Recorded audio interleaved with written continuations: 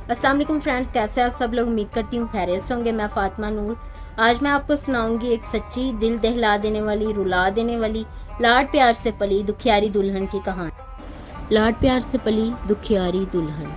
मैं लाड प्यार से पली हुई लाडली बेटी थी। अपने घर वालों की जैसे आम इकलौती बेटियां होती हैं। हंसते खेलते, गाते झगड़ते, लाड करते घर में गुजर जाती थी।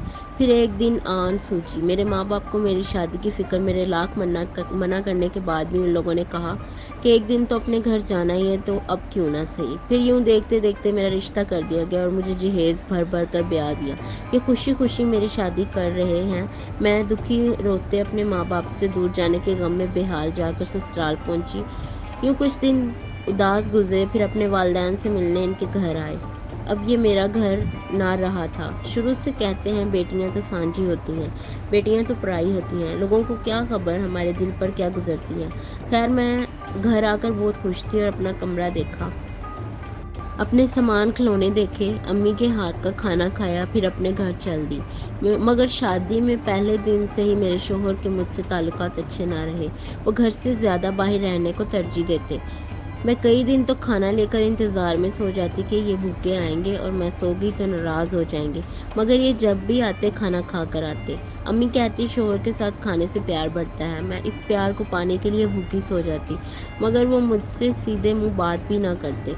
फिर आखिर एक दिन मैंने पूछा। मेरे सब्र का पैमाना जब टूटा, मैंने सवाल किया, क्या आप नाराज़ हैं मुझसे? क्या मुझसे कोई खता हुई है? मगर मैंने उनको गुस्से में पाया। मेरा इतना पूछते ही मेरे शोहर का हाथ सीधे मेरे मुंह पर पड़ा। मैं खुद को संभाल न सकी। मैं रोते सिसकते एक कोने में जाकर बैठी। मुझे लगा शायद मना लेंगे, मगर मुझे दूसरे दिन तैयार होने को कहा। मैं खुश हो गई कि ये मुझे शायद बाहर कहीं घुमाने या खाना खिलाने ले जा रहे हैं।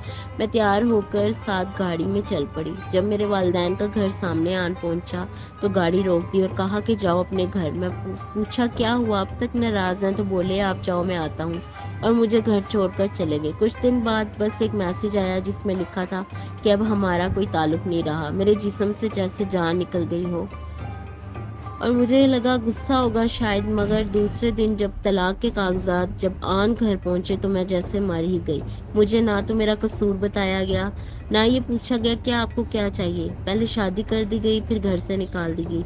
आखिर बात आन तलाक पर रुकी, मगर मेरी एक ना चल सकी और यूं देखते देखते मेरी हंसती खेलती जिंदगी जहन्नुम बन गई।